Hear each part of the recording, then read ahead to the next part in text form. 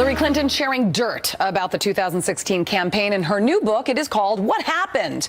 And in it, Clinton reflects on her stunning loss to Donald Trump last year. And she's got plenty of blame to go around. About Bernie Sanders, she writes his attacks caused lasting damage, making it harder to unify progressives in the general election and paving the way for Trump's crooked Hillary campaign.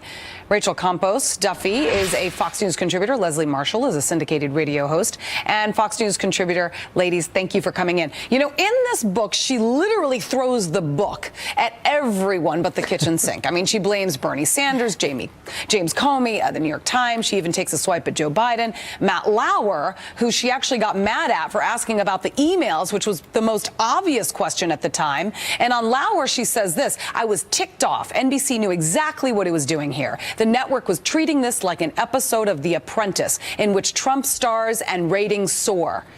Leslie, what's your take?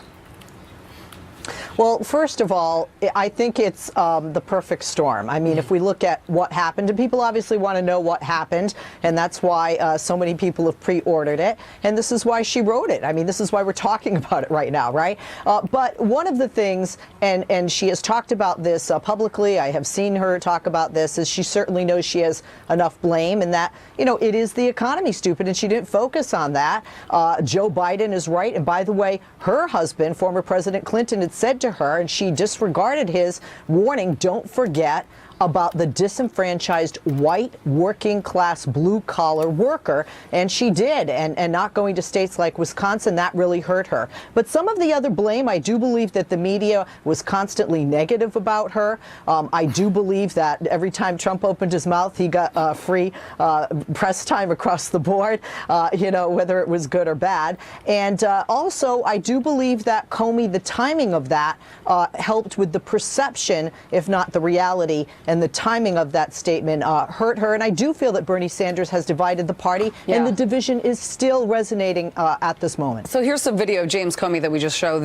There's Bernie Sanders. And in the book, she actually talks about how her first instinct was that her campaign should hit back and explain that Comey had badly overstepped his bounds. And she said that her campaign advisors actually talked her out of it, convincing her that it was actually better to just let it go and try to move on. But looking back, she says it was a mistake. I mean, Rachel, this is particularly interesting to me because at that time, who can forget? Democrats hated Comey. I mean, they blamed him solely for Hillary's loss. And then after Trump fired him, it was actually Democrats who were up in arms. Yeah, she blamed Comey. She also had the nerve to blame the New York Times, who I think was pretty favorable to her, especially compared to the way they treated Donald Trump.